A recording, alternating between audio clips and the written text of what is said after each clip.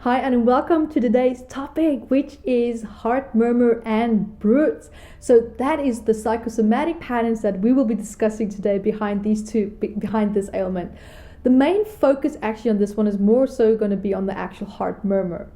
Now let me actually start by explaining that a heart murmur and bruits are actually two slightly different conditions. Now, a bruit is generally a sound made by a non-cardiac vessel. It's not a sound you want to really hear when listening to a heartbeat. And often doctors have explained it as sounding almost like a small little washing machine. Now, a murmur is made by an abnormal flow through a cardiac valve. Now, a cardiac valve is a valve that normally allows blood to flow in only one direction through the heart. And just a quick personal story that I also wanted to share was that I was born with a heart murmur, and I wanted to heal this condition as it scared the bejesus out of me knowing that I had it, because it was a thought in the back of my mind that never ever left my consciousness. And I'm sure that you can relate that, it's not fun to know that you have a medical condition that can in some cases actually be potentially quite dangerous. Now, along my healing journey, I realized that this murmur, in one strange way or another, actually served me, as it helped the programming of motivation, meaning the very thing in my life that was driving me and motivating me to do my absolute best in life and to live my life to the fullest was the murmur.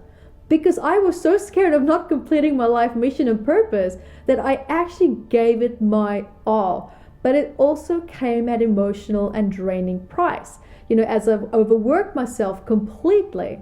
And my goals were also achieved from a place of fear, a place of fear of not making it and failing the reason why I'm here on this planet and here in the first place. And when I realized that I did this, I realized that this was the core reason and the hidden benefit that kept the heart murmur condition in place. I learned that I can actually find healthier ways to achieve my goals and healthier ways to motivate me, and also to reassess my entire life and the way that I approached it. And for me, that was just yet one more step onto a more empowered path that was filled with more emotional freedom. Now, having said that, let's actually look at the psychosomatic patterns for the heart murmur if you have one. Now, you may feel that you have to be low maintenance to people who show you love and affection, because by being too needy or asking for too much may actually cause you to feel rejected or have that fear of rejection or abandonment. And the amount of love that you receive is dependent on how much love you give. Now, as a result, you give as much love as you can.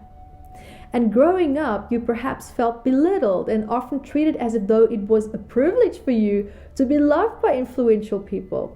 And when I say influential people, this can range anything from people that were your parents. It could be teachers, mentors, someone that you respected and someone that you saw as an authority figure. Now, you may also have been in a family dynamic where one parent perhaps had a loving nature and the other parent was actually quite abusive or very distant or just emotionally absent. And it left you feeling confused as to what and love and affection should be. The message and the expression of love was scattered and very inconsistent, just as the symptoms of the medical condition. Now, dissociating often follows when you do not understand or emotionally relate to your environment and the emotions that are being expressed. Now, also in often cases when we actually look at the time if you were in the womb, your mom perhaps could have felt neglected during her pregnancy. She still had to work hard while being pregnant, and your mom may even actually have suspected that her partner was being unfaithful to her while she was being pregnant. And she may have felt afraid of losing her partner and also the support. Now, cheating might not always have been involved. It could just be that the partner was just emotionally unavailable, overworked, or working away from her where the person was not physically with her in the house. Now, during the time when you were in the womb, your mom might also have felt that her family foundation was not strong enough and could crumble at any point. And this might have affected you to a certain extent while you were in the womb, because there was that inconsistency of safety, stability, and knowing, can I trust that my house is still going to be here the next day? Am I going to have a family the next day? What's going to happen? it's all boiling back down and bottling down to that place of uncertainty, inconsistency. Now, in most cases, you do not feel good about yourself. You spend a great deal of time on your appearance and invest in possessions with the intention of expressing your individuality. You do not feel valued and use often material possessions to give you the value that you feel that you deserve, especially the acknowledgement. Now, you may search for fulfillment outside of yourself, often having your needs met on a financial and physical level, while the emotional aspect is often ignored and completely empty.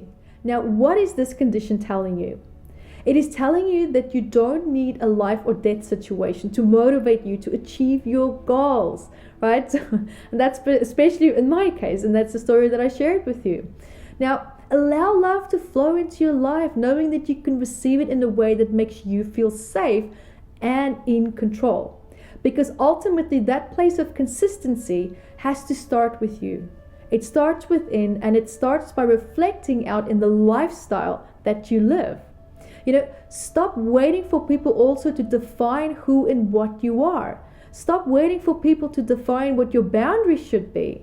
And to be quite frank, stop waiting for people to tell you how to live your life. You have to decide that.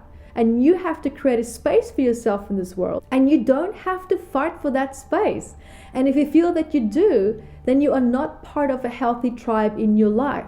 You should never ever have to fight for something that you want, especially if you know that you are worthy of it and that you deserve it. And it's time to perhaps to find more like-minded people who can support your decisions, your personality, your dreams, and especially your goals. And my last message to you is, stop fighting for who you want to become. Until next time, my name is Evette Rose.